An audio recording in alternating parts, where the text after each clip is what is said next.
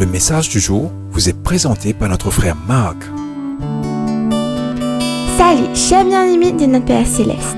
Aujourd'hui, nous allons considérer le sacrifice et le service en lien avec l'action de grâce.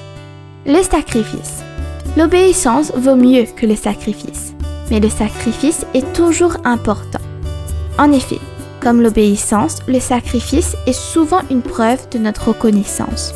Le sacrifice et l'action de grâce sont tellement liés dans les Écritures qu'il est souvent commandé aux enfants de Dieu d'apporter un sacrifice d'action de grâce.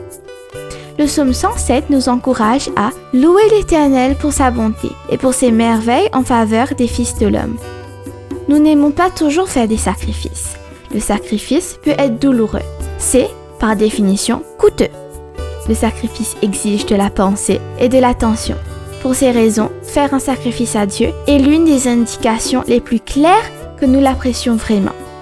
Après tout, n'est-ce pas ainsi que vous vous sentez aimé et apprécié? Chaque fois que quelqu'un partage son temps limité, son talent ou son trésor avec vous, cela communique la place que vous occupez dans son cœur. Cette action de grâce est une excellente occasion d'envisager un sacrifice que vous pouvez faire en démonstration de votre gratitude à Dieu.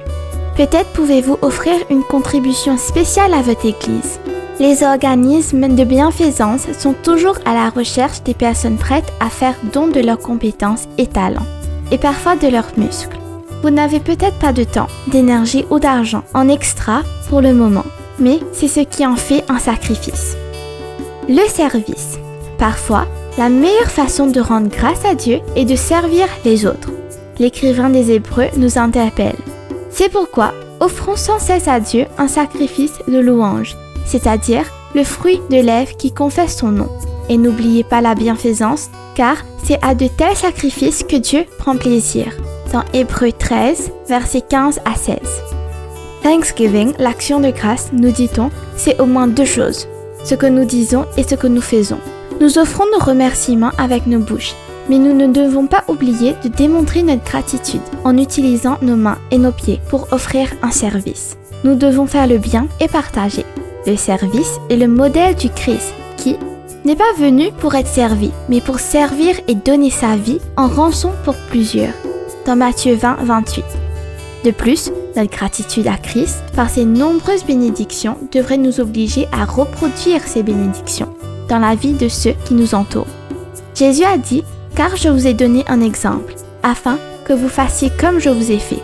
Dans Jean 13, 15. L'une des meilleures façons de dire merci pour ce que Dieu a fait pour nous est de servir les autres. Chaque jour, bien-aimé, est un jour d'action de grâce pour le croyant. Cela nous donne l'occasion d'être particulièrement sensibles, d'offrir un remerciement approprié pour tout ce que le Seigneur a fait. Bien-aimés, nous devons énoncer nos remerciements en disant à Dieu combien nous l'apprécions. En même temps, les actes d'obéissance, de sacrifice et de service nous permettent de démontrer de façon tangible la gratitude que nous portons dans nos cœurs. Que Dieu vous bénisse tous. Profitez de votre journée en lui. On se rencontre demain. Au revoir. Si toi aussi tu crois que la parole de Dieu est une bénédiction, partage-la et sois une source de bénédiction pour les autres toi aussi.